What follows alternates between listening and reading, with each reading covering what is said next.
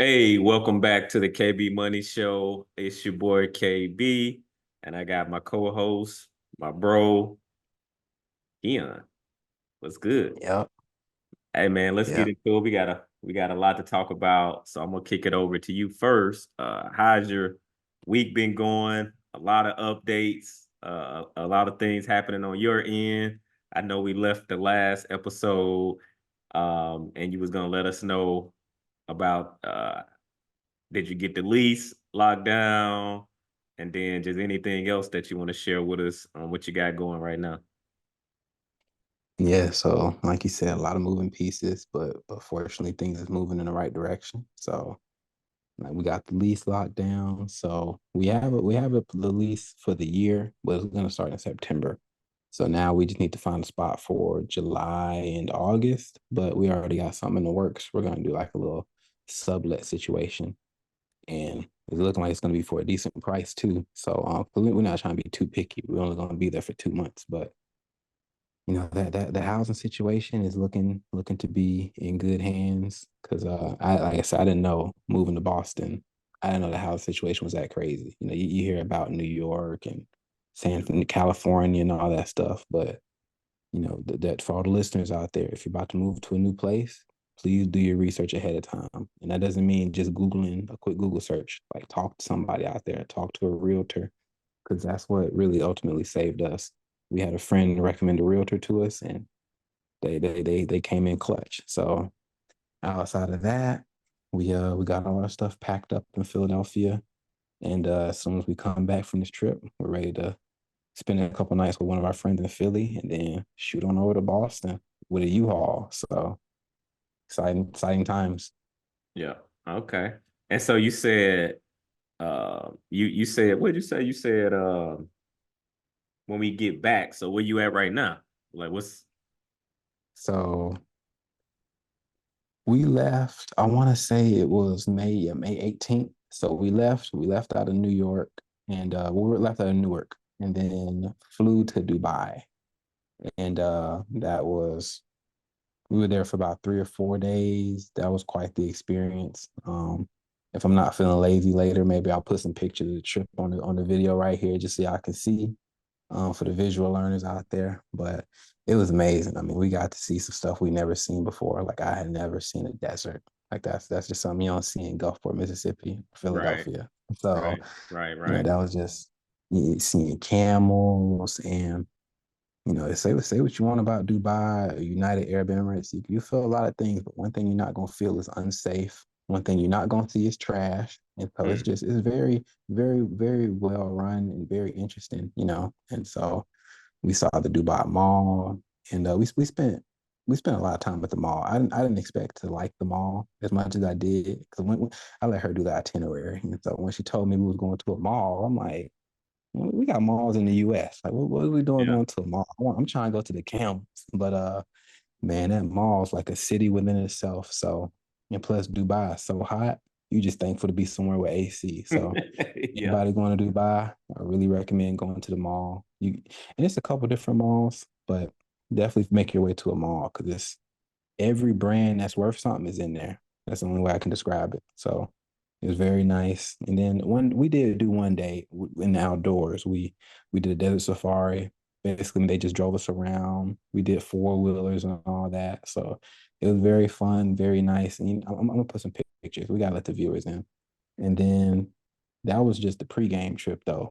So we spent about 4 days there. And then and afterwards, we flew into my fiance's hometown of Mauritius.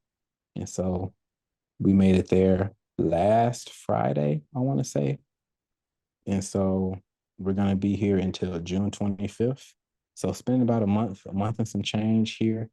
And so it's been awesome. It's just again continuing with that theme of just seeing things I've never seen before. It's Yeah. funny. He would always get homesick and be like, "Yeah, let's go to the beach or let's go to the like let's go see some nature." And I'm like, "What are you talking about? We're in Philadelphia. Like Right. we in a concrete jungle. We can go to the park if you want to." Right. Man, she would say go to the beach. That's just an experience I never had before going to a beach. So I didn't really share that same excitement. I'm Yeah. thinking of I love Gulfport, but I'm not going swimming in none of them beaches down there. And maybe if you want to drive to Gulf Shores, but I never really been a beach goer. But being out here, she put it best. She said you're never more than 5 minutes away from a beach, and all the beaches are beautiful. And I can see how she gets homesick. I'm like, I don't see why you don't Mm, go home more. This is if yeah. the tickets wasn't so expensive, shoot, we'd be in here like every other month because it's really nice. It's very beautiful, and I'm just above all, I'm just grateful to her family for welcoming. Of course, they're gonna welcome her in, but they also extended the olive branch and made me feel at home. It made me feel like a part of the family. So it's just things like that that just made this trip awesome for me. So what anytime you take trips, you always have epiphanies or it make you reflect because you get out of your normal environment, right? Like, and so like a lot of times, it's about the exposure, which all it takes is one or two different exposures that you've never seen. And it's hard and you can't ever go back from not feeling that how you was felt when you was a part of the experience and the exposure and sometimes it could change the trajectory of what you want to do. Like it helps sometimes bring clarity, it gives you space to think about what you want for your future or something, a direction you thought you wanted to go, but then you go have a certain type of exposure and you like, you know what? I want to change that because this has to be a part of my future now. Yeah, I'm gonna have to work or do whatever I need to do to make that a reality, but like that got to be a part of it on a more consistent basis. So were there any epiphanies that you had so far? I mean, you still got a lot several more days, a couple more weeks to be there between Dubai and Mauritius, but yeah, any epiphanies, any aha moments? And Now, also the second question, how did or having your finances in order play a part in that as well? Because oh, this is the KB Money Show, so we got to make sure we add that part of it in there too. that's a good question. For the first question, I'm gonna say this. And it's funny, I was talking to one of my academic advisors from undergrad. She was telling me Mauritius was on her travel list. I said, look, you need to move it up. Like to put it plain and simple, you need to move it up on the list. I'm not, it's easy when we're all back home in the USA. Yeah, we're proud, but you don't never really think about your country because that's just where you are. It's just home. You don't really think about it. And I've heard people say about certain destinations, you're not going to want to go back. I've never had that experience. I've always wanted to come back to home because, home is home. There's no place like it except this trip. It was just, this is my first time ever really thinking like, you know what? I wouldn't mind staying another week, a month. I could really see how people live like this. And so she asked me after the first couple of days, she was like, so Keon, you see my home. What do you think? Because everyone as Americans, we think we the greatest. You know what I'm saying? We think that this just don't nothing compare. And Right. I've been to a couple different spots. I've been to Barcelona, Paris, Italy. I liked all those spots, but I wasn't so sad when it was time to come home because I loved America. But here, Yeah. I told her, I said, I can see how, on the one hand, I can see how people are like, you know what? I've been here my whole life. It's time to go see something new. But on the other hand, I can see how people could just chill here for their whole life and never want Mm, nothing else. Because it's just, it's like living on a resort. Now, I will say, to go to transition to question number two, if you don't got your finances in order, it's different out here. It's a different culture. And me and her dad talked about it in the sense that home ownership really does make a difference out here. mm, If you own your home, there really ain't much else you got to pay for. I mean, of course, you got to eat, keep the lights on, but once you own a home, it or what's really common out here, which is not as common in the U.S. because all the land's already claimed for the most part. You can just mm, buy a plot of land and just build a home. That's what her folks did. That's probably what her folks did, and so they're more so into that. That's what I like about the culture. Whereas in the U.S., you probably got to get lucky and know somebody to find like a plot of land in a good area, and so for the viewers, if y'all looking to buy some land, come out to Mauritius because they're very open, welcome to tourists. But to speak on how does having your finances in order affect this trip, man, just the peace of mind, like to be able to really enjoy the trip because of course, as the backbone of our families, we can't. It's sometimes if things aren't in order, you'll be in the moment having fun, but you'll feel me when I say you still have certain things in the back of your mind, like, okay, but that needs to get taken care of, but that needs to get taken care of, and even still, I do find myself doing that a little bit, like, okay, let me pay that off and make sure that's taken care of, but it's way different. Like it's, I'm just out here like able to actually breathe. I'm able to actually just be in the water and just float and not think about nothing, and like I said, if we didn't have responsibilities pulling us back to the US, shoot, I could have easily been like, you know what, let's just spend another month out here. So we got our stuff in storage. Let's just pay another month of storage. Who cares? But having your money in order, because that's one thing I did before this trip. I ran the calculations at least 10 times saying, okay, worst case scenario, this is where we'll be at, and we're okay with that. That to me, that's peace. Being able to say, okay, if we spend this much in Dubai and this much in Mauritius, if we just go crazy, which that would be me. That's not even her. She's not even built like that to go crazy. But even if we do go crazy, quote unquote, go crazy. I when I say go crazy, I mean a controlled crazy. I'm not telling y'all to Yeah. go on trips and spend wild, but I was able to, before I even got on the plane, say, I'm gonna leave this trip okay. I'll be all right. And I'll be able to have fun. And so, and I think like you said before, I'm not gonna have to bring this trip back with me in the form of debt. I'm Mm, paying everything in cash. I'm not putting nothing, everything I'm putting on the car, I'm paying off right away. yeah, yeah, yeah. Okay. No, that's good. That's good being able to enjoy the trip and not be paying for the trip 6 months from now, 6 to 12 months from now, because it's a finance trip, and so it actually end up be costing you more because more than like you put it on a credit card, and those and the interest on the credit cards is in like between that 20 and 30%, and so it's take forever to pay it off, especially if you're paying the minimums. But okay, but you're not in that boat, so okay, all right, all right. So updates for me, man, so it's crazy. We both was traveling at the same time, and you still away. So for me, we went to Santorini, Greece, and so we was kicking it as a couple islands, what have you. It was a great time, man.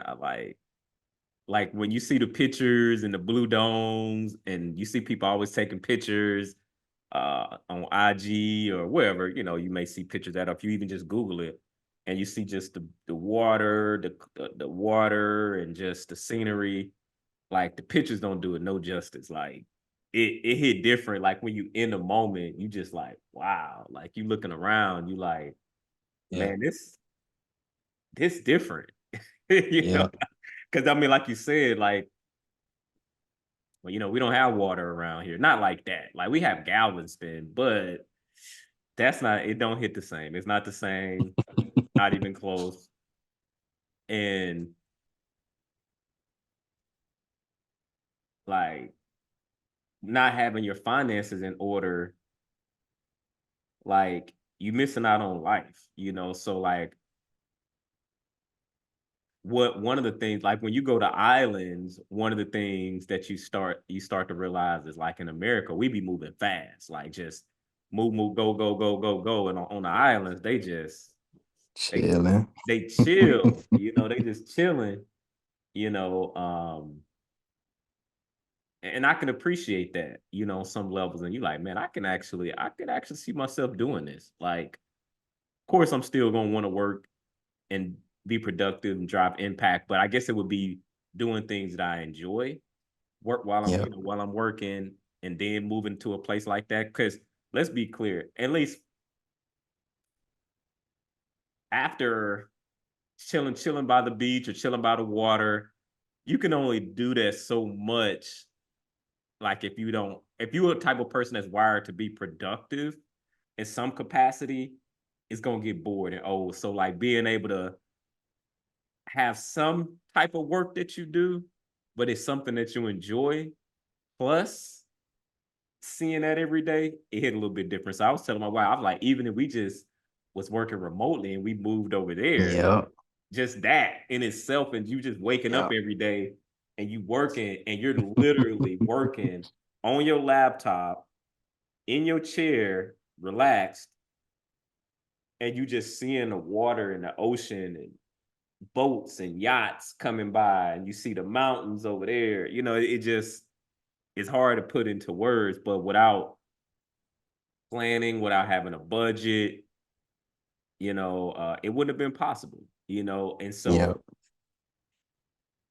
that's what it's about, and I'll answer the second question about the finances is same thing. We put everything on a card, but as soon as we touch back down, we took a matter of we was here a little shy of 2 weeks. And so what we did was we planned up to the trip, but then when the trip came, we put everything on the card. And then as soon as we touched down, we made it back Friday. I got up, ran some errands and, paid it off like soon as we came back, right? So it's like, and so similar to what you were saying. And so like, but it's handling your business, right? It's like increasing your income, putting money away, investing, because cutting costs, all doing all those things, emergency fund, having a sinking fund for your travel fund. Like we have a travel fund. So like just doing all those things, made all the difference. And we can actually, to your point, be in the moment on a trip. Because there's been times where, when I was solo by myself, where you took a trip, but you Yeah. kind of knew where your finances was set I up shouldn't even been out here. in the back of your head. You like, I probably shouldn't be here. I I should. YOLO'd it a little bit, and I need everything Yeah. to go perfect. Yeah. When I come back, like, dang, okay, Yeah. now I gotta, you know. So, but yeah, so it felt good to do that, and That's funny. so that's what this show about. Because we're not telling people like, hey, beans and rice and all that, you don't enjoy yourself. No, let's figure out how we can set ourselves up to experience dream trips. Experience like if cars and things that's your thing. Maybe you have a dream car vehicle. How can you set yourself up to eventually put yourself in position to buy that or to take that trip? Like I'm really more into experiences, so I like to spend on experiences, right? So that's my thing. Right. Whatever your thing is, and so all the different financial tips or things we read and we comment on, that's really the angle that we're coming from. And we individually are on our journeys, but we understand people are on their journeys as well. And so we want to help folks on their journeys to be able to experience whatever their dream trip is. Because Santorini was like kind of a dream trip. It was on our list of travel. So and we went and it did not disappoint. And so whatever that Yeah. book is for you, how can we help put you in position to do the same thing? And so just a bit of inspiration there. All right. So and to your point, I did record a little video. We went to Santorini. We did Fira, and then we spent time in Ida. I think I'm saying that right. Is where a lot of the blue domes are. And so we went there, took pictures, and then we finished up in Athens. Wow. Athens, so we had to go see the Acropolis. So we spent like a couple days there. We had to see the Acropolis. So we did a tour with the Acropolis.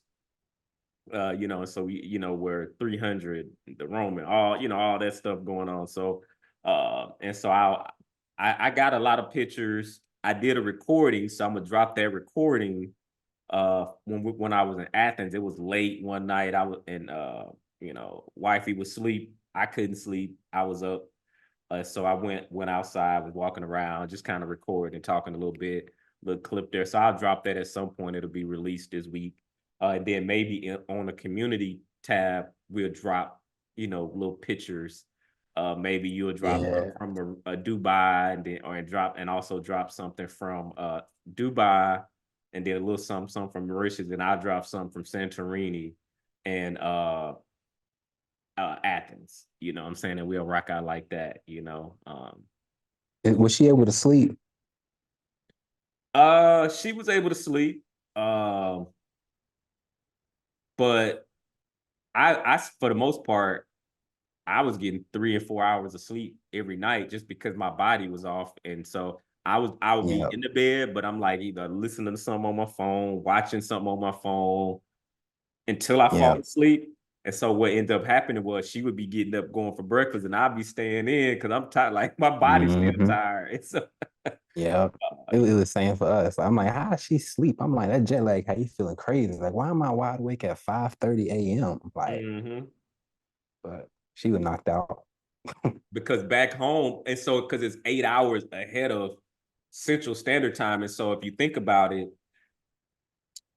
5 a.m. in the morning, you probably still up, but it's at nighttime back, back home, but it's like, what it would be like, what, 11, 11 or something like that. So you might be still up or whatever, getting ready to go to bed. And so, but to your point, it's 5 a.m. So it's like, you probably about to start getting ready to get up at some point, especially people start getting up, moving around. But your body is like, I don't know what's going on right now. And so like it For takes real. time to get accustomed to it. But yeah, she was able to sleep. I don't know how they do it. Yeah, I, that I was travel. I was jealous. I'm like, man, I wish I was knocked out. Yeah.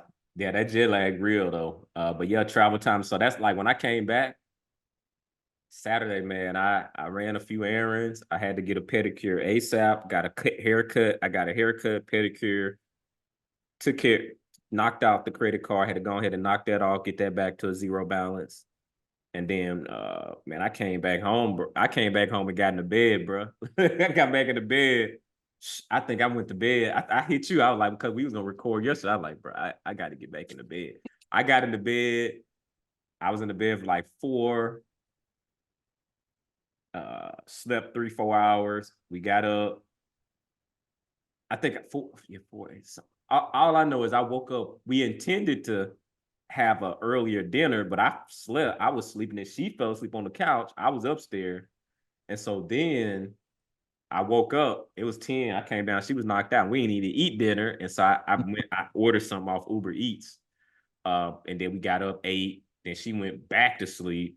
I stayed up to like at that point because I had slept. So then my body is still on uh Yeah. that European time. And so I stayed up to like 2, 3 and then slept in. It's 1:47 my time, and then I slept in this morning, or whatever. But I'm here. One more day. I think I'll be good tomorrow though. Yeah.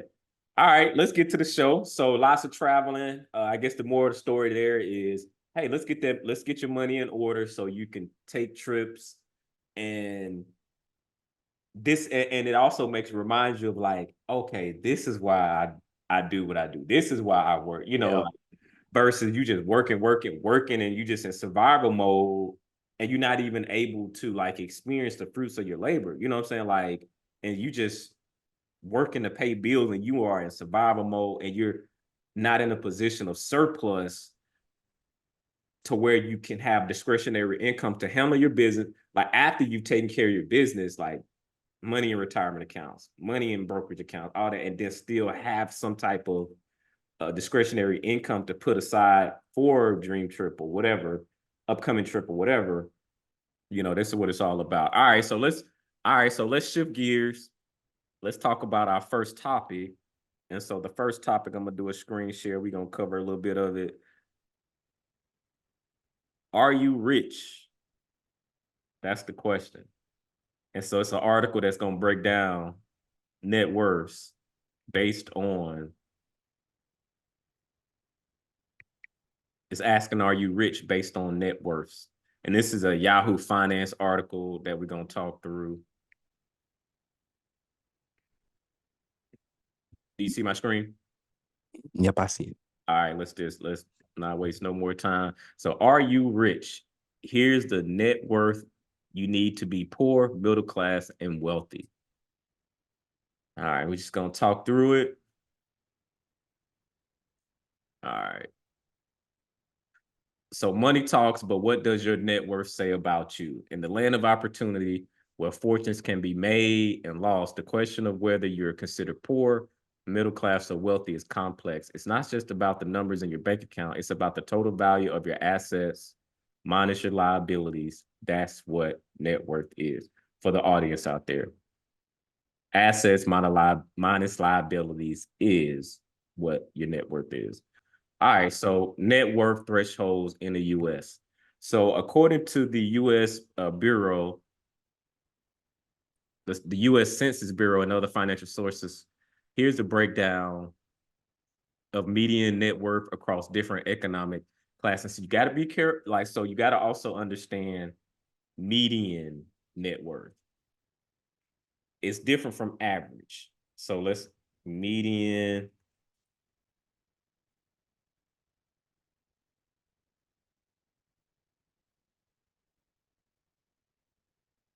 The best search engine in the world. Oh, you got AI built in there. Oh wow. Yeah, so we just do a quick search. We can always. So let's see. I just wanted to see if I can find some on median real quick. All right, so here's some on average versus median. I'm just taking you on a journey here. This was impromptu, but it's important for us to understand the average versus median net worth. And then we'll slide right back to the article. But net worth is different between your assets, liabilities. So So let's keep going. All right. So average net worth is obtained by adding up all of the net worths of giving population, dividing that figure by the number of people in group. However, that number is going to be skewed by extreme numbers because that's going to include billionaire. That's going to include like the outliers. And so basically, let's keep going. The average network gives you a sense of the collective wealth in a given population, while the median network provides a measure of the middle value in a data set, potentially making a more accurate representation of what's typical. So both of these figures can provide context for how your finances stack up against others, but they shouldn't necessarily be what drives your financial decisions. How to calculate average. So it's just telling you how to calculate the average or whatever. But that's giving you an idea of what average versus median. If you, depending on how you look at it, let's see. Yeah, but anyway, that's all I wanted to get out of that, just so you can follow along. All right, so now going back to the article, here's a breakdown of the median network across different economic classes, and they're using median. And so median takes out those major outliers. So the poverty class, bottom 20%, the median net worth is $6,000. This group typically includes younger individuals with significant student debt or low-wage jobs. Lower middle class, the next 20%, the median net worth is $43,700. This typically includes young families and early career individuals who save and invest modestly. Middle class, the median net worth is $104,700. This includes individuals in their 40s who have paid off some debt and accrued home equity. Upper middle class, 201,800, 200,000, 201,800. This group often enjoys more discretionary income, which we talk about, and benefits from long-term investments. The wealthy, top 20%, the median net worth is 608. But wow. What's interesting is I don't know about these numbers because I'm not saying that I hear what they're saying, but as someone that is above, that has a net worth above with the top 20% and it's saying 608, I don't feel wealthy. So I'm thinking in my head, I still got to get my money up. So put it in this perspective. Take that 608 and use the 4% rule, right? So let's say you have a net worth of 608 and it's in the market. Let's just say it's in the market. More than likely, it's probably not. It's probably including the equity in your home and some cash that you might have on hand, as well as your retirement account. So it's your assets minus your liabilities, which is equal to your net worth. So it's probably including your home equity and all that in there, which you really can't do nothing with that unless you sell the house, you know. But let's just say that this is a 608 that is actually in the market. So take that and multiply that by the 4% rule. So 600, 8,000 times 4%. That would, About like 24. yeah, that would pay you that would pay you $24,000 a year, where you can, your money that's in the market and drawing down 4% without touching the principal would give you $24,320 a year. So that's where my money is making money. Like when you hear, you know, people say that. That's so 24,000. If you just didn't work a day, you didn't work. Could you live off that though?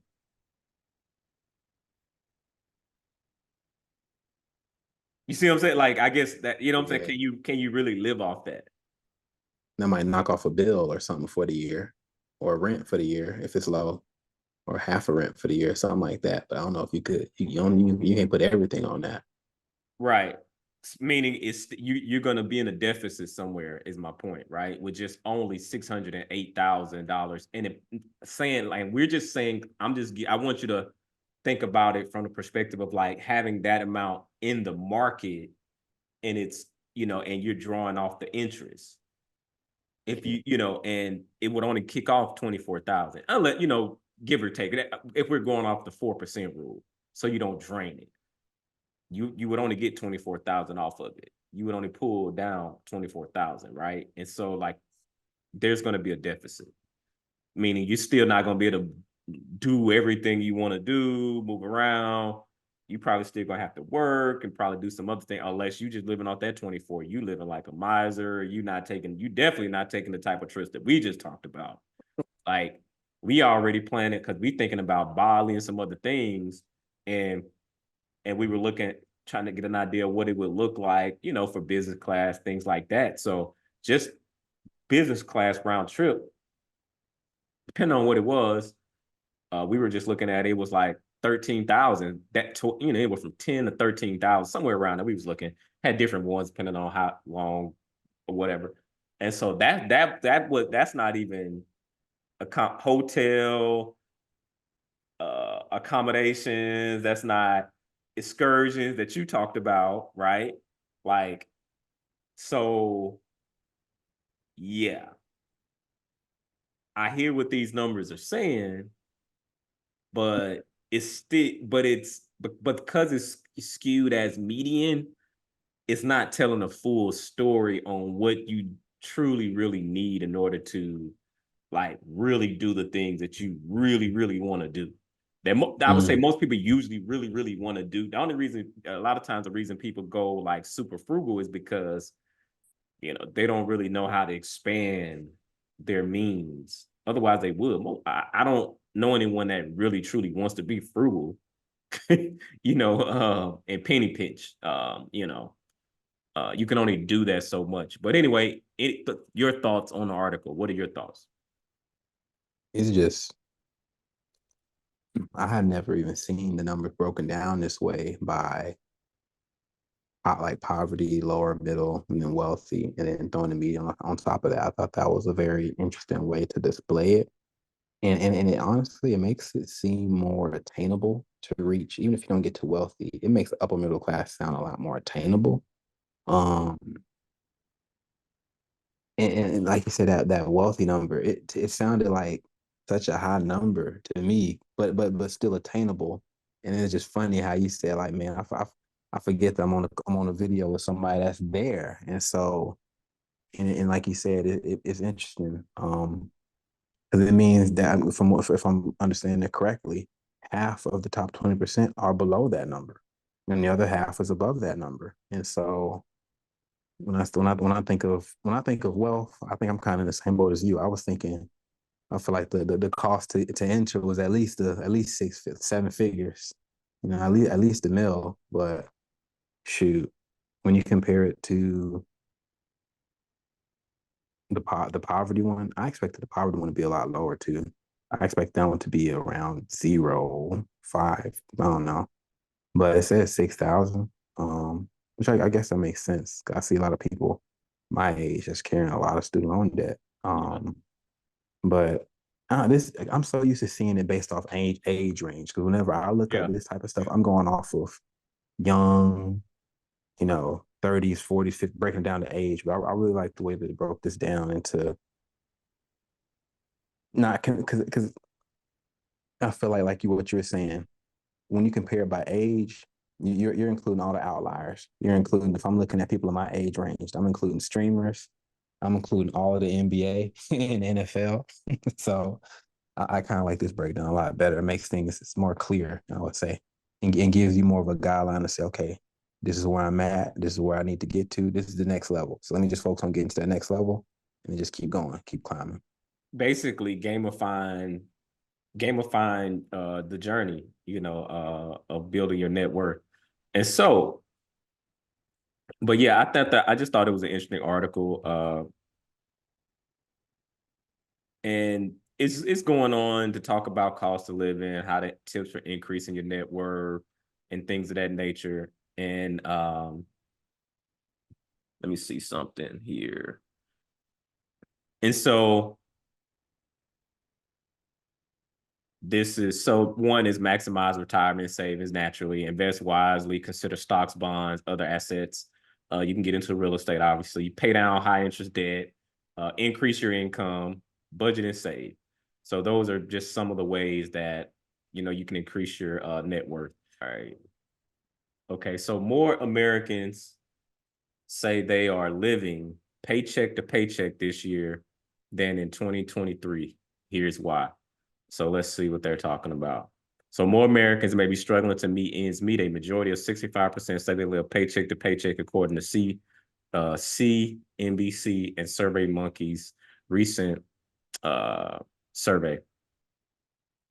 They polled 498 U.S. adults. That's a slight increase from last year's results, which found that 58% of Americans consider themselves to be living paycheck to paycheck. All right, so of those who said they live paycheck to paycheck, 35% said they would need to make 50,000 per year to feel financially secure. 44% said they need to make 100,000 per year, and 11% said they need to make 500,000 per year. Here's what's putting the pressure. Yeah, 500,000. Here's what's putting the pressure on people's wallets and what experts recommend doing to relieve some of that stress. Inflation, lack of savings, and credit card debt. All right, so here's some of the things that people are feel that's impacting that. 69% are blaming it on inflation, which inflation is inflation in. You know what I'm saying? It ain't inflated that much though. 500. Good Lord. Yeah. Blown from the pot. Yeah. So 59% cite lack of savings, which I could see that. 28% cite rise in interest rates. Yeah, them interest rates ain't no joke. 33% cite credit card debt. Yeah, we got to get that debt down, but we got to get that credit card eliminated because if you had a credit card and it's in that 20 to 30% range and you only paying a minimum, you are hustling backwards big time. Yep. You are an asset to the bank or whoever the credit card, because credit cards usually come from banks. So you are an asset to them because you are a stream of income and you are paying the minimum just to keep your credit semi-decent, okay, I guess, because you're making on-time payments, but you're paying the minimum. That is impacting you big time because you're never touching the principal. 28% cite medical or healthcare bills. I know that this has, if you don't have healthcare and you start going to the doctor, man, it can jump up there pretty quick. Those high costs. 21% cite layoffs or loss of income. That's definitely a thing too. So imagine you already a check or two away, and then you lose your income. You're gonna be in the negative real soon. And that's some of the things that when we're talking about that's a lot of the things that's where emergency funds come in at. Paying down your debt, living leaner, to make room for if you lose your income. momentarily, ideally, hopefully it's not for an extended period of time. We definitely got to get back. We definitely got to, you muted, or your video is off, just so you know. 15% in the last one, 15% cite student loans. Yeah, so student loan debt, man, that student loan debt is real. I experienced student loan debt. I had over 100,000.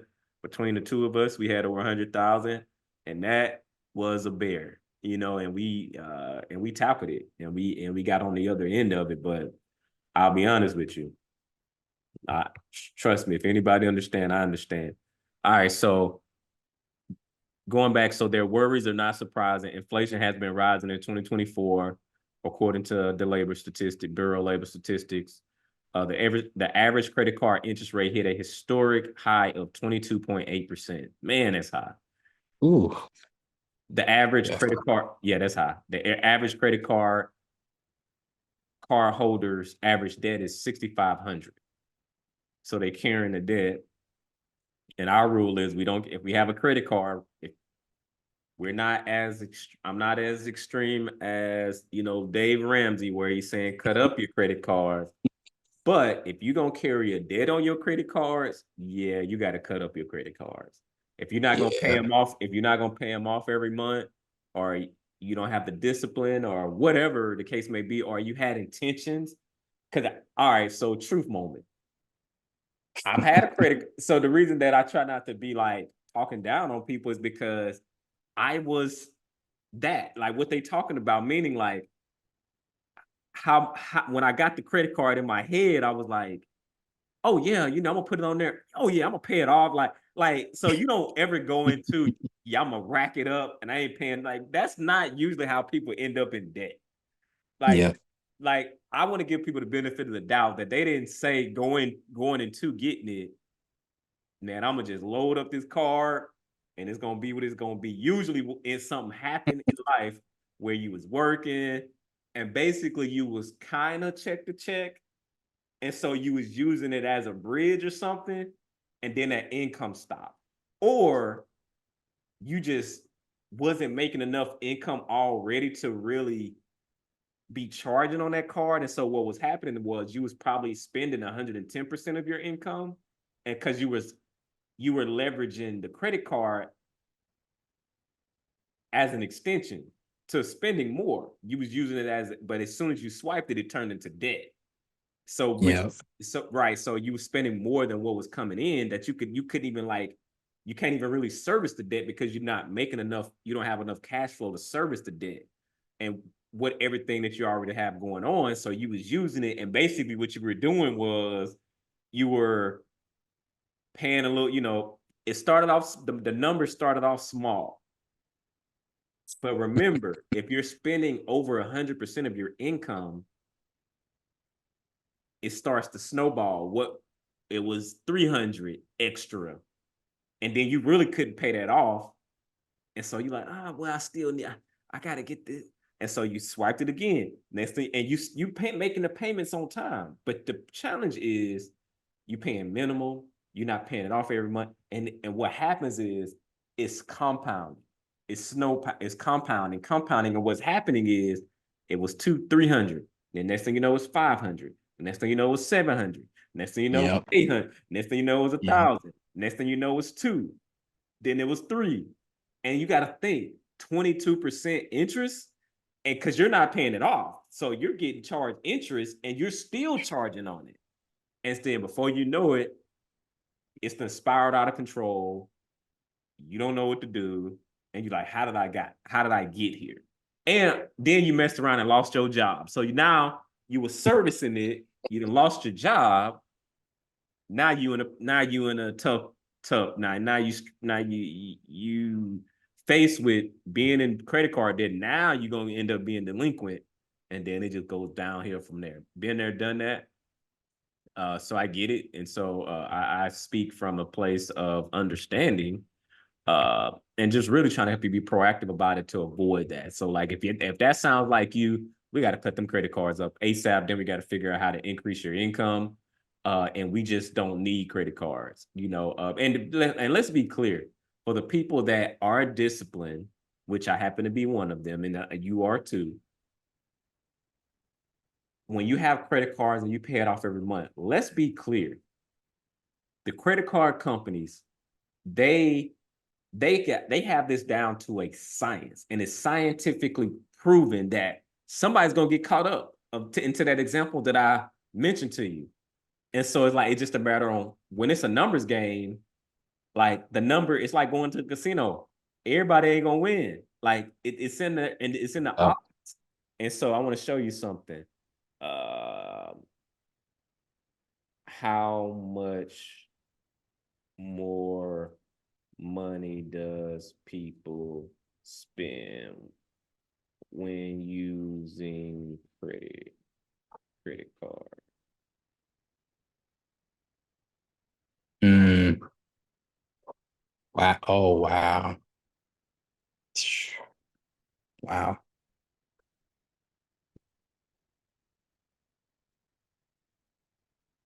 So one thing that the banks know is, see, I'm not fooled. I know that we spend more by having a credit card. Like, we're not gamifying the credit card company. They created the product. They know how it works. Yeah. They know people behavior patterns, and they know when you have a card, it is so much easier to do stuff that you normally know. You go out to dinner and you paying on your credit card, you're like, throw yours on my bill too. I got you too. I'm not saying that you can't do that, but I'm just saying, like, sometimes you do some things that you normally wouldn't do if Yeah. you were using cash. Yeah. Your venues might change if you're using the credit card versus cash. Yeah.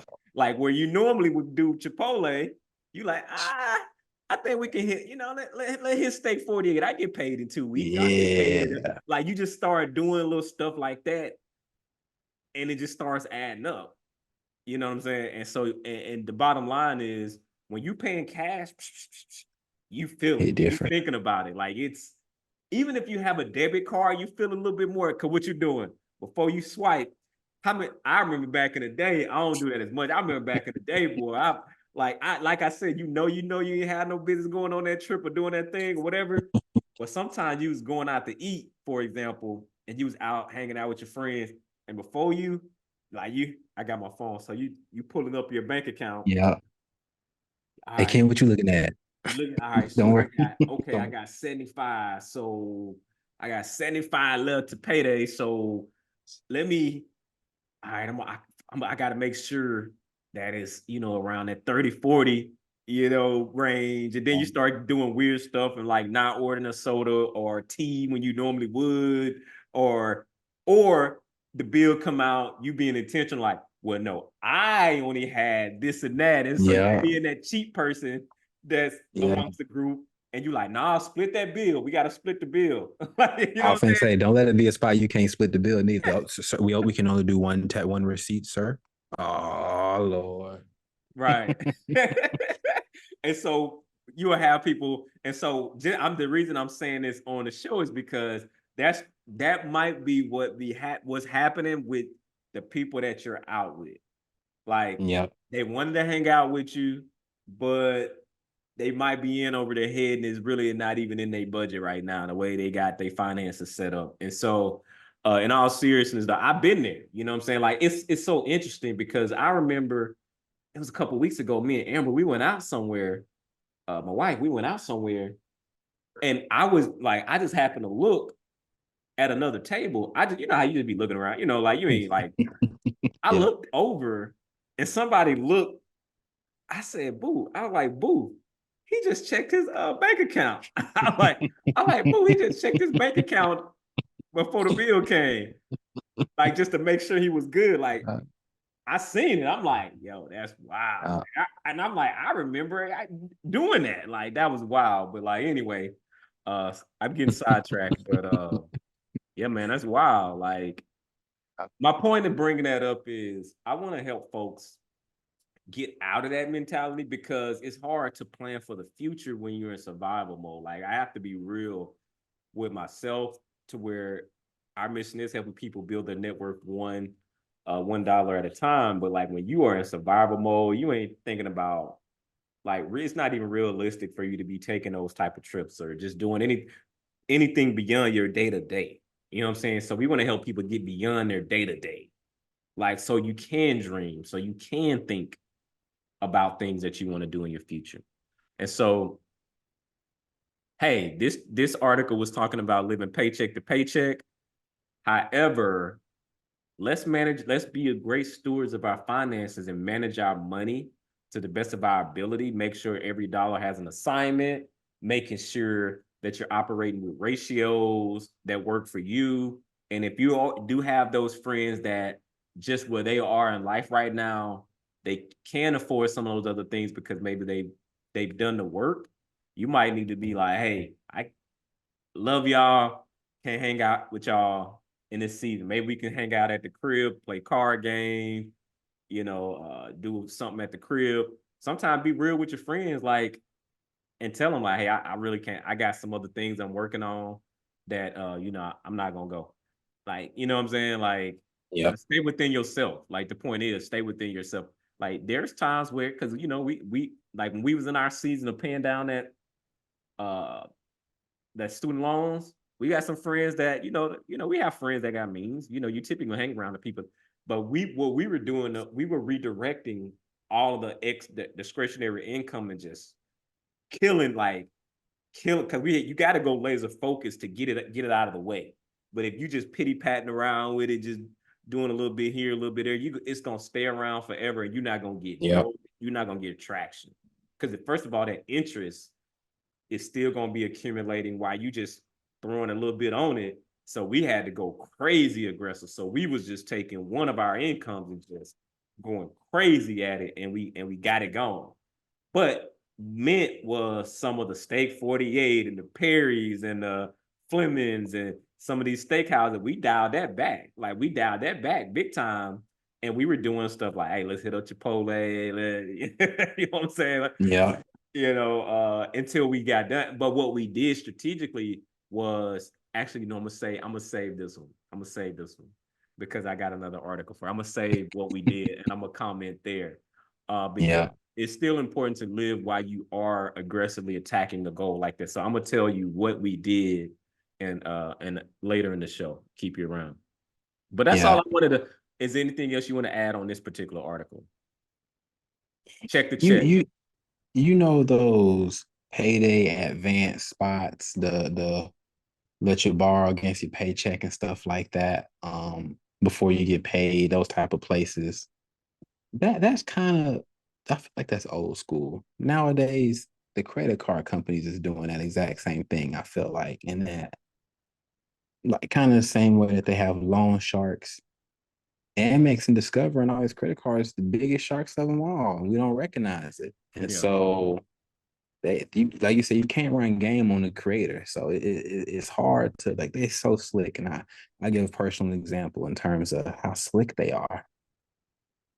I recently got an Amex card like it's probably coming up on a year, but like probably last August.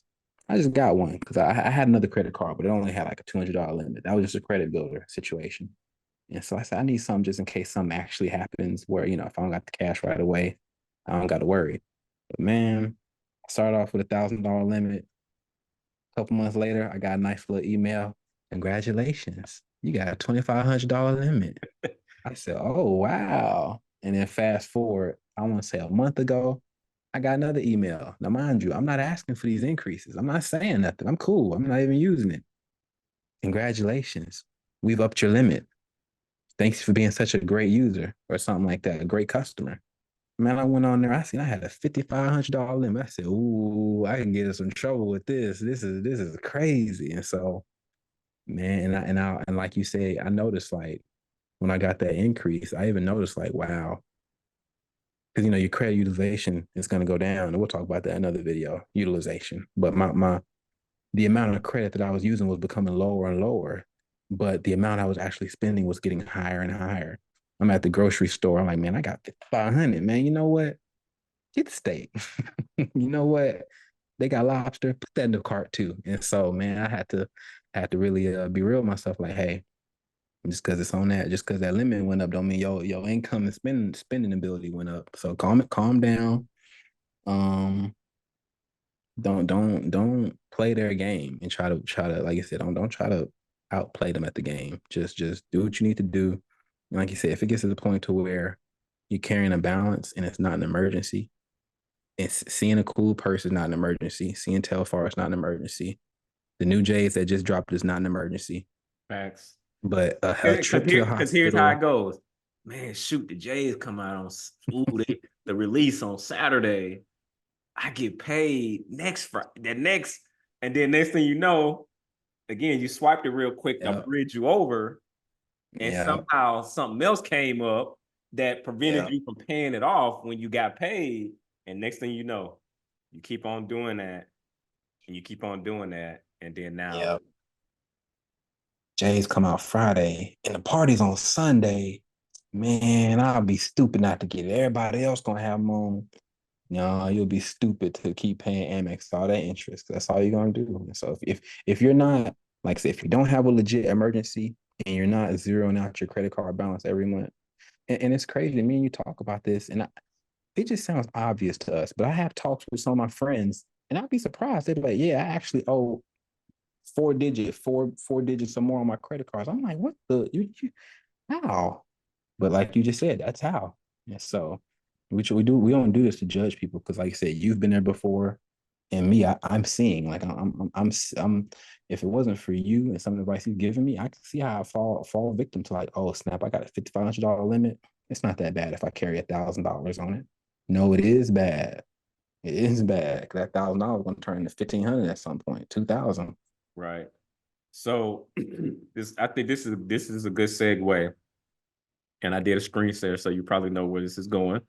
But so there was a speaking of credit card debt, let's just keep that theme going. Can you see my screen? I see it.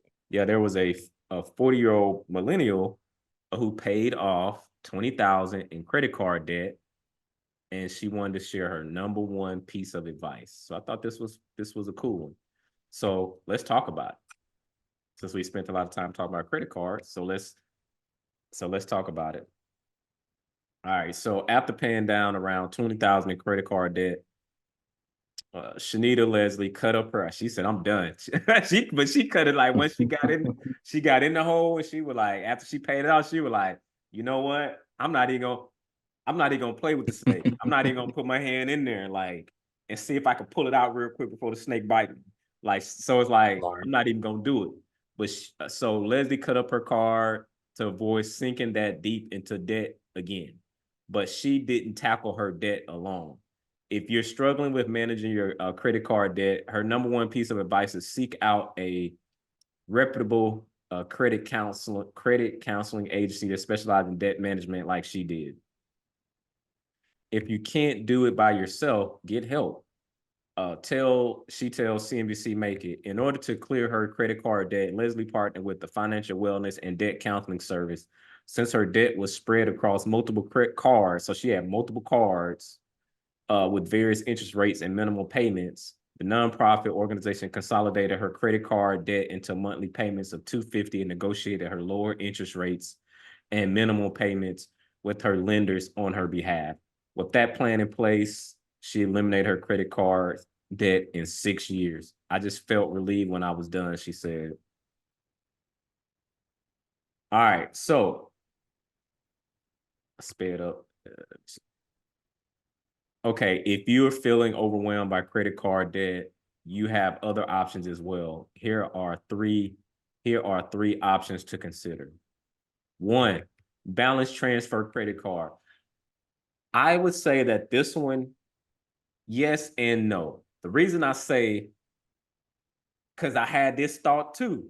Oh, shoot, man, I could just transfer it to another card because I don't have to pay, because they got the zero interest for a month, for a year, the next 12 months. But you're still not addressing the real issue. It's your behavior that got you Yep. in that scenario that you're in. And so essentially you thinking you being slick and you transferring it to another balance to buy you some more time. But what ends up happening is once you do that balance transfer, now it's sitting on that credit card. But then now you got a card that got a zero balance again. What do people typically end up doing? You got this card. Oh, I'm gonna start making the payments over there. And then because you built up the behaviors of using credit cards, what do? You take that other card and you end up using that other card. And so Yep.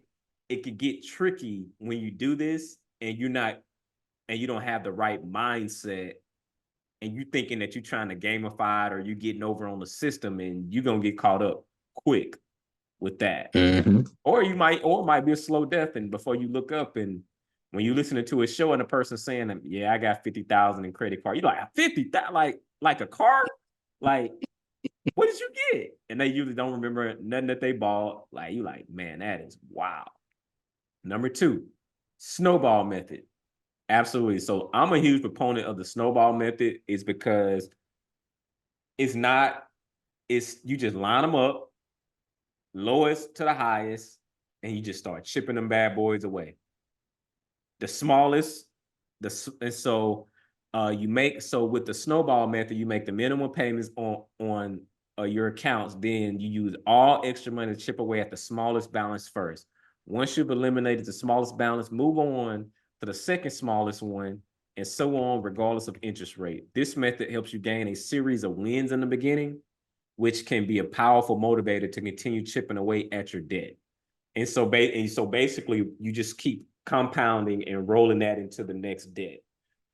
The other thing that I like with the snowball method, this is where I said I'm gonna save it. So when we use the snowball method with the student loans, so there were multiple student loans, and combined, it was all it was like 130, what really like 145. So what we did was we chunked them. Like basically, we just lined them up, and the one that was the smallest one, we threw everything at it. We paid it off. But what we did was we milestoned it out. So every time we hit a milestone, for us, we were like, for every 15K pay down, we gonna go enjoy a steak dinner. Mm. As we're trending towards, we kept marking off how the balance was decreasing. And so we hit a milestone, a 15K payoff, and then we celebrated, and then we got right back on it, and we just kept doing it. And so what ended up started happening was we started asking questions like, okay, how can we make more money? How can we make more money to pay off the debt, sooner? How can we bring, like, we projected to pay it off 2 years from now, but how do we bring it forward? And just you start getting creative with how to generate extra income to chop it off. And so so it helped us build momentum. So Yeah. let's go on to number three. The avalanche method is it prioritizes paying down the credit card with the high interest rates, which makes sense too. While you're continue to pay the minimum across all your cards, any money you have left is put towards reducing the balance on your card with the costliest APR. After that's paid off, begin putting money towards the card with the next highest interest rate until you've paid off your debt. The idea here is that you'll save on costly interest charges by getting the highest APRs out of the way first. So from a like if you're just talking mathematical perspective, the avalanche method is probably the way to go, just because they're using interest rates and all that. So the snowball method, like I didn't care about the mathematics of it.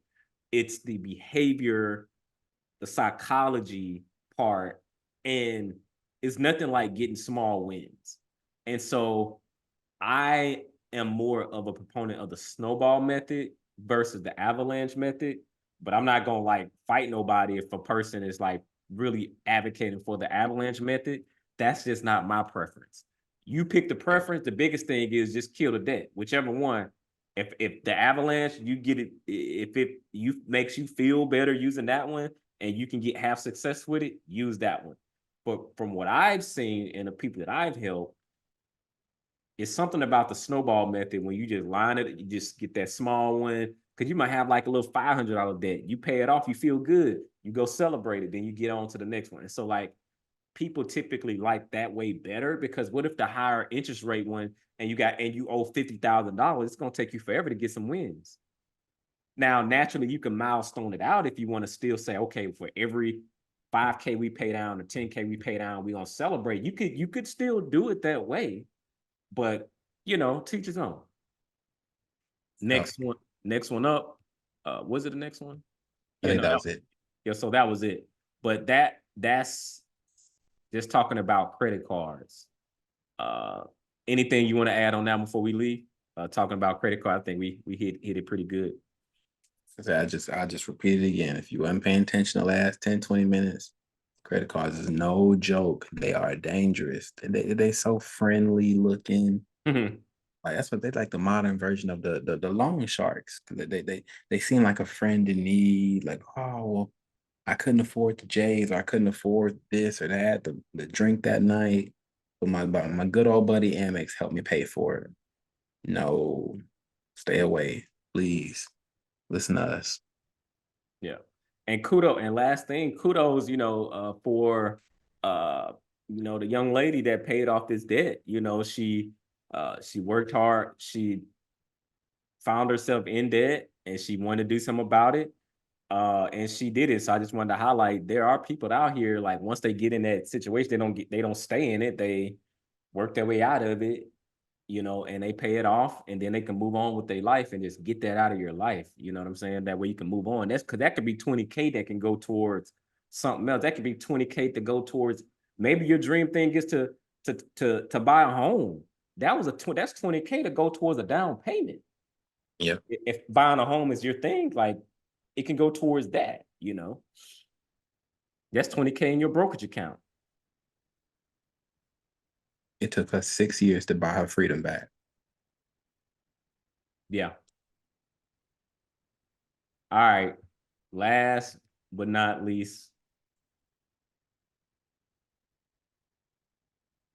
So this was a TikTok one, which was pretty. This was a TikTok one, but I'm not gonna play it and pause it because I don't really know how to do that shit without getting a copyright strike. I don't know how that works. So we're gonna work on learning about that, but we just gonna talk through it. So here are 3 things you must hate if you seek financial independence, and saving is one of them. It caught my attention when I was reading. I'm like, what? Like, okay, let me see what you're talking about. All right. So I figured so let's break it down. Things to hate in order to become financial independent.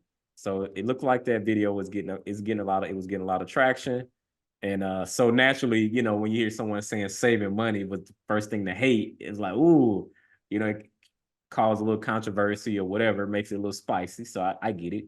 She says people should focus on bringing in more money instead of just saving money so that they can have disposable income for enjoying life that way they want after paying bills and other expenses. She says putting all energy and focusing on earning more is way better than cutting costs on coffee, food, and other stuff. To do this, she recommends using money to make more money through smart investments rather than allowing it to sit in a bank account in the form of savings. What are your thoughts on that? Just from your perspective. I just don't like anything because we get what she's saying, but I don't like anything that would confuse the average person and make them not save because there's no point in making all this money if you just blow it all and give it to Amex. Because I bet Amex gonna save it if you give it to them. I bet they save it. And you look at any company, I mean, you gotta run your personal finance like a business because it is the business of you. And I don't know about you, but like you said, whenever we look at stocks and things like that, and you look at the financial documents, I remember being in school. One thing you would look at is how much cash does this company have on hand? Yeah. Are they just running on fumes? Are they hoping that I invest in them so that they can move forward, or do they have money already? Or they have money saved up? Yeah. Yeah. Yeah, you're right. So I understand what she's saying. It's like I agree, but then I disagree for the reason that you mentioned, because it can kind of confuse people. who's not even at that point yet, right? So it's like, my thing is, you got to be able to manage a little before you're able to manage a lot. Like if you can't manage the little that you have, if you get double in your income and you're not a responsible person and you hadn't developed money management yet, then you can make 500,000 like that 11% mentioned that they feel like they needed to make. And guess what? You're just gonna have nicer toys. You're gonna have probably, you're gonna have a nice $150,000 Porsche. You're gonna have, you're gonna have $1 million crib because you can get approved for it if you're making $500,000 a year. You can. You'll probably have a Yep. boat. You'll probably be taking real, nice trips.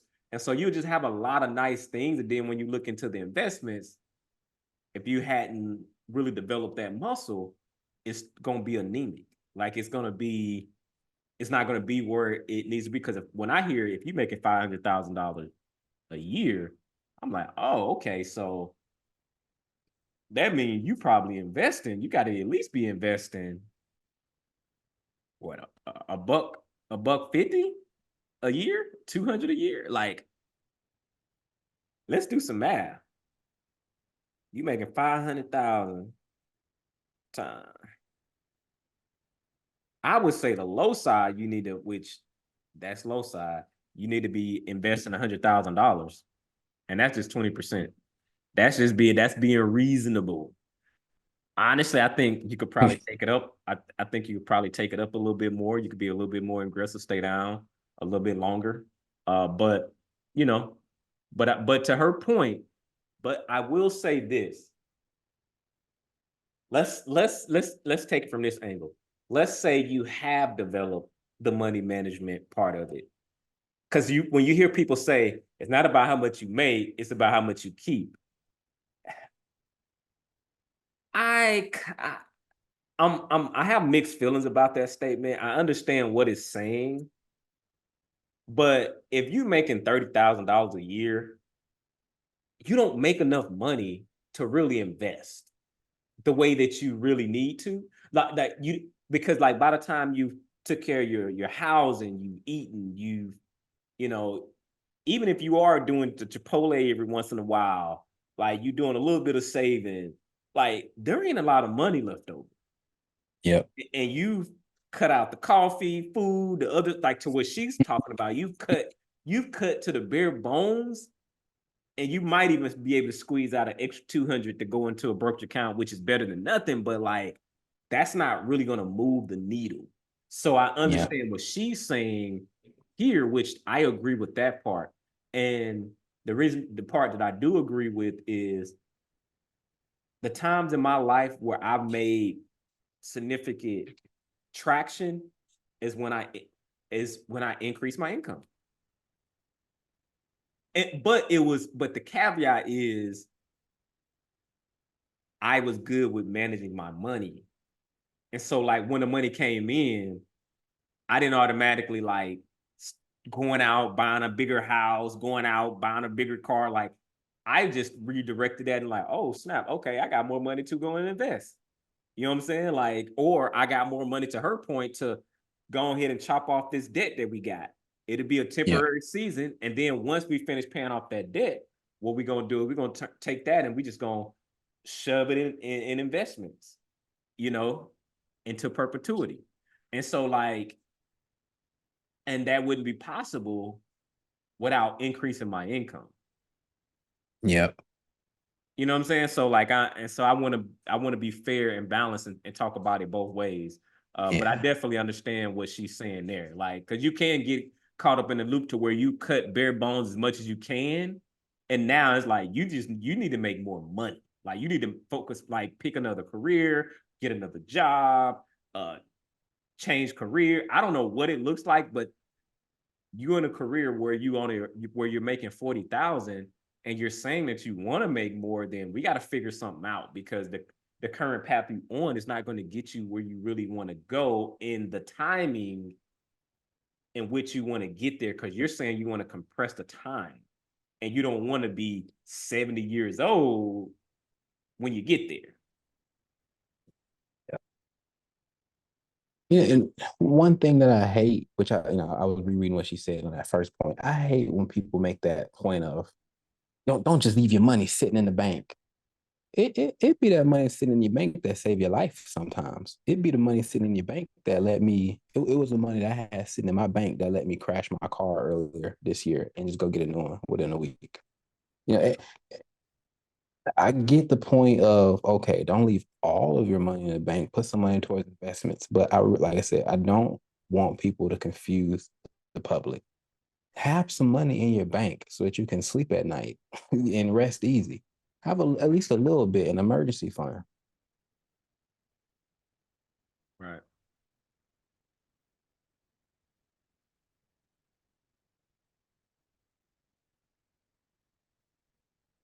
Bro doing the slow motion thing. You you good over there? Oh, can you hear me? I can hear you now. Oh You were doing the Lord. slow motion thing. You were going deep on it, but you doing the slow motion thing, bro. Hold on, I know what's going on. Come on, battery's low. Let me plug me in. Yeah, so But yeah, but could you hear me though? Y'all heard yeah, me? I can hear you. Your video is just not catching up All with right. your voice. Let So me, I let me would go plug. Let me plug my computer in. yeah, plug your computer in and then also turn off your camera and then turn it back on. That might help. And so I'll throw I'll jump in there while you're doing that. But yeah, I mean you're hitting you were hitting it spot on when you were addressing that because that's real. All right, you back. You back.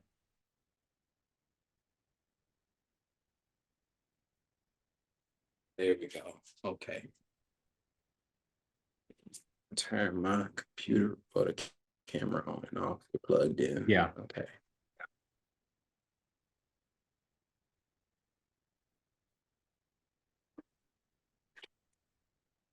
Yeah, but I'll keep going until you get yourself together. So the second thing the creator recommended is that hate being normal. She says in modern society it is normal to be in debt. It is normal to have a limited amount of income, and that is what she despises. Uh, she encourages people to not settle for normal things. I can see, and instead wants them to hustle more to get everything they want without having to choose between two good things. I like the mindset here. So I like what she's saying because in order for us to crush our debt, we had to not be normal. In order for us to double, 2x your income, 2x my income, I had to not be normal and be okay with the statistics of the average individual is making 40,000. We can see an average individual is making $40,000 a year. I didn't like that. I don't like that. I don't want to be the average individual. I want to make more income because there's more things that I want to do. There's more money I want to put in my investment accounts. There's more money out, there's more things I want to do with my wife. There's goals, there's things that we want to accomplish, and we want to compress the time without impacting the integrity of our financial plan, if that makes sense. And one of the ways to do that is to increase your income to what she's talking about, but that means that you're already good with your finances. Now, when you introduce more income in the mix, oh, it takes it to a whole nother level because if you already kind of not aggressive with debt and things of that nature, good with managing your money, and you start adding an extra 100K, extra 150, extra 200, 250. It life starts getting interesting, when you start doing those things. So I love not being normal. She despises being normal and also like having limited income. Like I noticed that gurus tell people, "Oh yeah, it's not a, oh yeah, it's not about how much you make, it's about how much you keep." And that's saying they say that a lot is because they know the average individual make 40K, but like somebody got to be the one to say, "Hey sis, hey bro, you just got to make more money." And like let's pick some things that make more money. Like I don't know what's wrong with that. Like, no one is putting anyone down, but by making, 40K or 30, like, but it's in the decision, it's in the hands of the person. Are you okay with making 40? Are you where you want to be? And if the answer is no, next, do you want to do something about it? Or are you just not excited about where you are, but you're not at that pain point yet of like, I want to make a change, and that's okay too. And you might be cool with what you got going on, but then you're going to have to adjust your expectations. Instead of taking flights internationally, more than likely, you're probably going to be taking road trips. Uh, you're probably going to be eating at home a lot more to save money. You're probably just going to like have to like really manage things that's going on like in your life, hyper focused, and uh that just is something that I wasn't interested in. And so I just keep pushing, pushing, pushing, pushing to her point. But it's levels to it, right? And so what are your thoughts on it now that you're back up and running? Think I think I agree on that. It kind of reminds me of what Dave be saying. I know people think we hate Dave, but when he be saying normal sucks, like she said, normal is just being in debt. I don't want to be that. I do not want to be in debt. And so a lot of times you kind of see things on social media, or you just see things within real life. You see people do certain things with money. Like how I said, I had a conversation with certain friends of mine, and they carry credit card debt, and I don't want to say it freely, but it just sounds normal. Like if you let it, it'll just sound normal to you. It'll just sound like, oh yeah, and I just have 5,000, and I owe 10,000. I owe 8,000. And when I hear it, it jumps out so much to me because I've made a point to make that not normal at all. If I owe $5,000, check on me because something happened. You know what I'm saying? Yeah. No, that's good. That's facts. And so the last one that Danielle mentioned is hating confusion. According to her, people shouldn't have too many plans and too many goals, which is the shiny object syndrome. On the other hand, she says having no goal at all due to confusion also isn't productive. She says that things changed when she took a course that taught her valuable skills and allowed her to fix a financial plan that helped her achieve financial freedom. Her plan allowed her to set up an online business through which she paid off all her debt and started earning a six-figure income.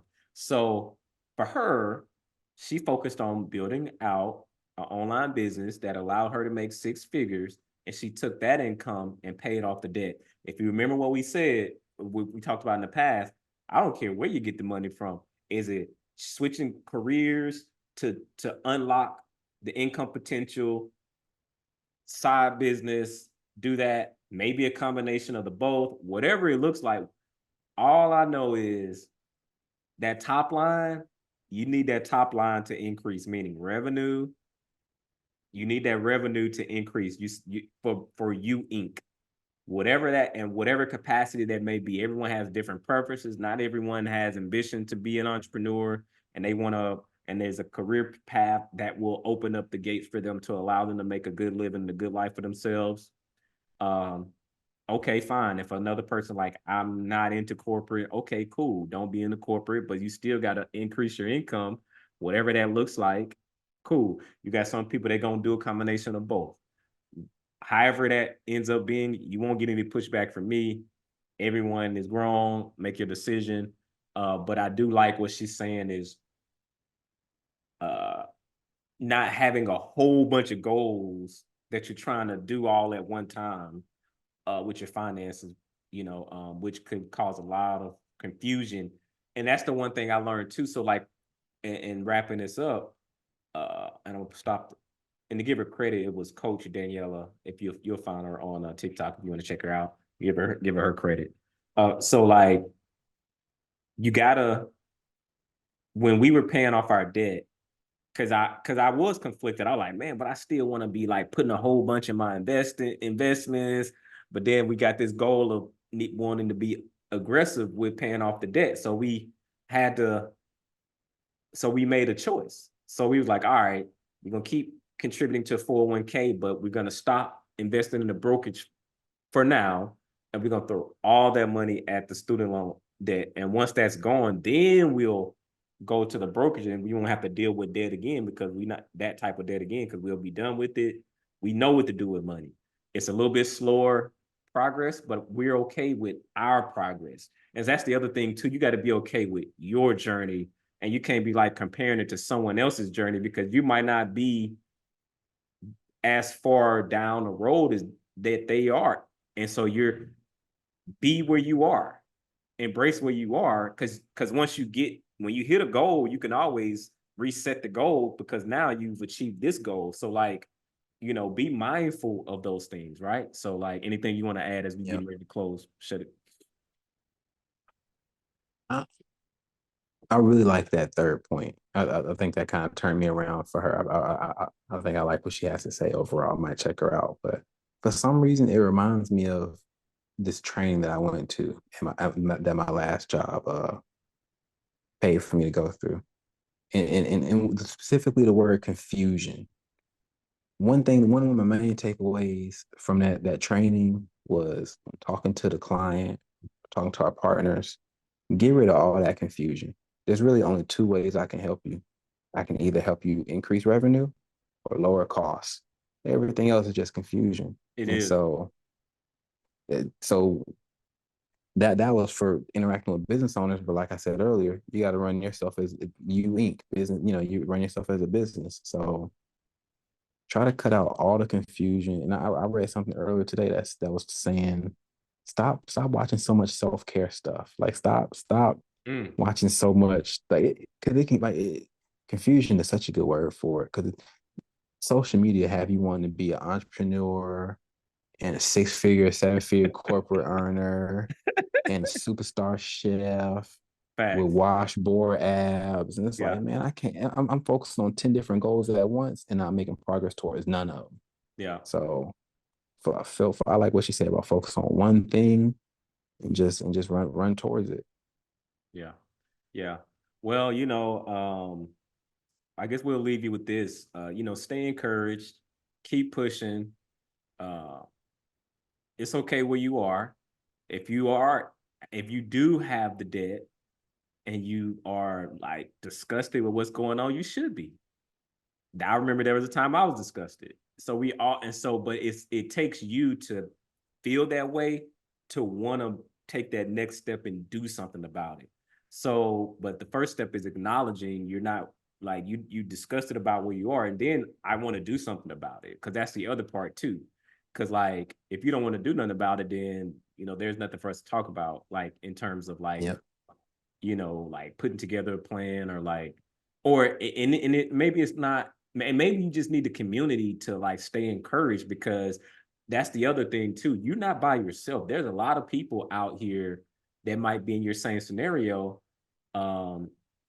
that overcame it. So like get in a community of people that overcame, your situation. And so that's what we're doing here. We're building a community, one subscriber at a time, one community at a time, member at a time, legacy builders. I think that's what we calling us, or what have you. But we just, and so just a group of like-minded people that care about, like you say, I'm married, you got a fiance. So it's folks that really care about working with someone, having a partner, and y'all working together on your plan to get where you're trying to go, and so that's what it's all about. That's what life is about, man. And when you start making things like crazy simple, things slow down. And then to your point, you don't have all this confusion.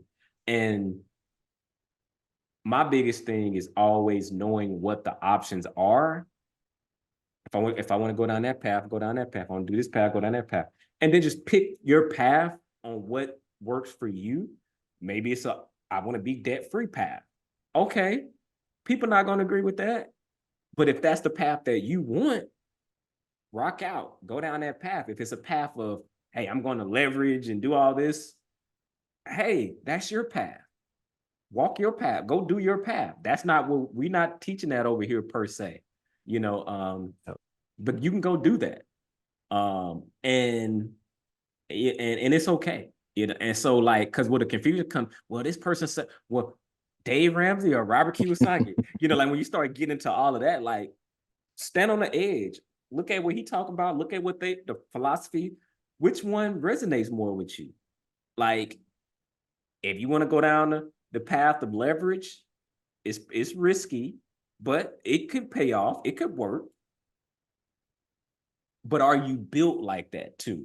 Are you really got to be built? No, I'm serious. You really got to be built Yeah, a no. certain way to be leveraging debt. You talking about being a good manager of money, you got to be a great manager of capital. Like when you are, can you sleep at night being $500,000 in debt, or $1 million in debt, or 2 million in debt? Now it's No. kicking off cash flow, but are you built in a way where you feel with that you could sleep at night having that type of debt? Or you like, I ain't interested in that. Like I get it, it's quote unquote good debt, which I don't really believe that.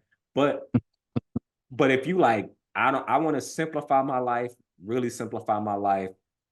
I like real estate, I like doing those things, but I'm gonna do it a little bit different.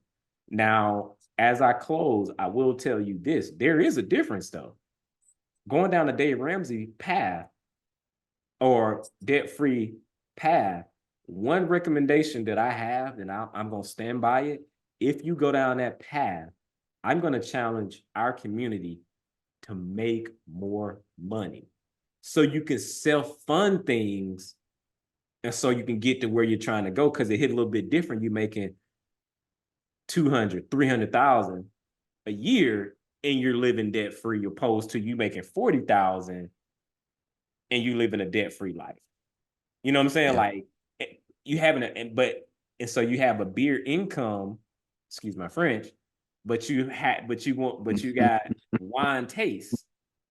And it's okay. Like you can have your wine taste, but if you're not willing to like explore increasing your income, then you probably just have to adjust your expectations on what you want for your life and what $40,000 will get you. Like, and so just live within your means within that 40,000 and just rock out, then it's all good. But you know what I'm saying? So like that's my thing is if you want to be debt free, my thing is I encourage people, hey, how do we help you get to a 6-figure income, which and being a good steward of your income, being a good money manager and getting to the 6 figures.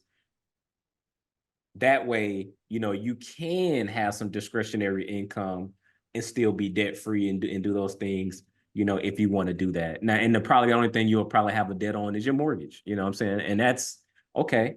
You know, and then you might have put a time limit on when you X that off, you know, whether it be, hey, I'm gonna pay that off within 5 to 10 years, whatever, but it ain't gonna be 30. You know what I'm saying? So like just think about those things that think about all those things, and personal finances is personal, and so what do you want for your life? Before you even start getting down a dream, what do you want? Like, what do you want to do? As we opened up this show, we were talking about traveling and doing those things. If you want to travel, go count the cost. Count the cost on what it costs for your dream. You know what I'm saying? And reverse engineer back to the present. And then evaluate. Like, you got to have some real talk conversations with yourself, and look yourself in the mirror of like, what I got going on right now, would that allow me to live my dream? And if not, that's okay. How can I? And that's when you start identifying your who's who can kind of help you like start the process. Like I have who's, still looking for more who's. You got who's that that help you on your journey. I'm your who, one of your who's, but then just many other people out there that can be your who as well to help you get to where you're trying to go. I'm just one person. And so but yeah, man, make sure you like, comment, subscribe, and most importantly, check out other videos if you found this one helpful. We have many, many more coming up. Until the next episode, peace. We out. Peace.